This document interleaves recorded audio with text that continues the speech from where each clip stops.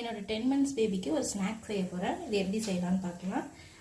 Cabbage, கொஞ்சம் carat and onion எல்லாமே cut பண்ணி வச்சுருக்கேன். இதில் ஒரு 2 டேபிள் ஸ்பூன் மாதிரி கோதுமை மாவு ஆட் பண்ணிக்கிறேன். ஒரு முட்டையும் உடைச்சி ஊற்றிக்கலாம்.